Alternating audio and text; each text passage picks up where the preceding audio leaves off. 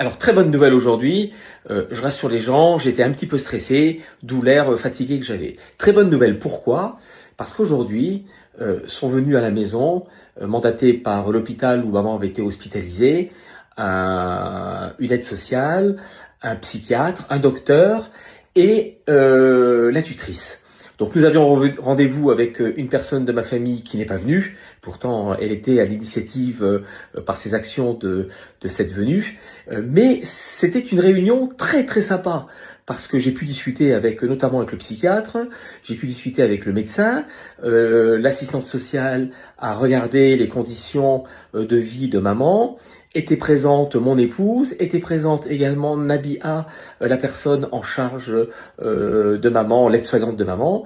Et en fait, il est ressorti, globalement, en tout cas c'est ce que je pense, j'attends le rapport final, il est sorti que les conditions de vie de maman étaient plutôt bonnes. Maintenant, j'attends le constat final, mais je n'ai pas senti une réticence de la part de cette équipe médicale, et c'est ça le principal, parce que ça voudrait dire ou ça sous-entendrait que ce qu'on fait est bien. Encore une fois, on peut se tromper, et l'avis médical est toujours important, et il faut les écouter, ce sont eux les sachants, et ce sont eux qui sont là pour aider les aidants. Mais globalement, on avait le sentiment qu'on faisait bien les choses, et qu'on ne comprenait pas ce semi-acharnement qu'il pouvait y avoir contre la situation de maman à son domicile. Donc c'est plutôt une bonne nouvelle. Une petite vidéo d'un cadeau de Nona par sa filleule. Bonne journée. Alors, Aline, qu'est-ce que tu as acheté pour Nona? Pour ta marraine? Pour ma marraine, je lui ai acheté, regarde marraine. T'as acheté, oh c'est joli ça, regarde, ouais, magnifique. Et quand tu sortiras, voilà. Et il y a un truc dessus? Regarde. On est tous à table, il y a Aline, la filleule de Nona, ma femme, papa, maman sur ma gauche, et Aline nous a fait mourir de rire. Recommence Aline, s'il te plaît. Allez. Ah, pourquoi Pépita s'aurait pu, mais pitu dans les bois, Pépita, pourquoi te tapis-tu? Tu m'épices sans pitié, c'est piteux de mes pieds, Pépita, pourquoi tu te passes? Et maintenant, dis-le doucement. Et maintenant? Allez, maintenant doucement. Ah, pourquoi Pépita, sans répit, m'épies-tu? Dans les bois, Pépita, pourquoi te tapis-tu? Tu m'épices sans pitié, c'est piteux de mes pieds. De mes pieds, Pépita, pourrais-tu te passer? Et ça fait tellement rire, recommence, tout vite. Vas-y. Ah, pourquoi Pépita s'aurait pu, mais pitu dans les bois, Pépita, pourquoi te tapis-tu? Tu m'épices sans pitié, c'est piteux de mes pieds, Pépita, pourquoi tu te passes? Et mon nounou, il mange. Je sais pas, qu'est-ce que c'est que ça? C'est toi qui l'as fait, Aline, c'est quoi? C'est une potée lorraine. Une potée lorraine. Eh ben, il adore ça. Hein. Puis maman, je vais faire la même chose pour toi.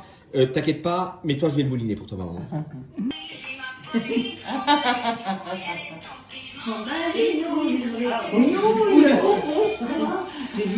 Monique me dit, vous n'avez pas à la changer, c'est dégradant pour elle. Monique, qu'est-ce qui va pas dans votre tête? Vous avez fumé un peu de l'herbe? Vous êtes pas bien? Comment pensez-vous un seul instant que c'est dégradant pour ma maman que je la change?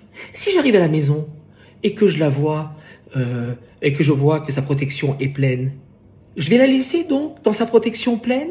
Ou je vais avoir l'humanisme, la gentillesse, la délicatesse de lui changer sa protection? Mais qu'est-ce qui va pas dans vos têtes pour considérer que c'est dégradant d'aider à laver une personne atteinte de la maladie d'Alzheimer? Alors moi j'en connais qui ne le font pas, mais généralement c'est soit par la crainte de ne pas savoir faire, ce qui peut s'excuser, plus généralement par manque d'empathie. Mon doigt n'est pas vulgaire, mais quand même, je trouve juste que c'est profondément insultant d'écrire quelque chose d'aussi bête que ça. Donc j'espère que vous allez lire le message et que vous allez comprendre la bêtise de votre commentaire. Et que peut-être vous reviendrez dessus pour me dire « Marc, j'ai compris que ma démarche était mauvaise ». Voilà, je vous souhaite une excellente soirée, Monique.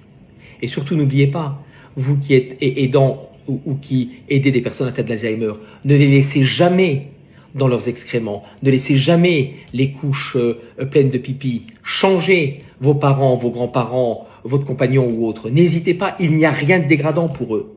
Et vous, vous vous sentirez mieux. Passez une excellente soirée.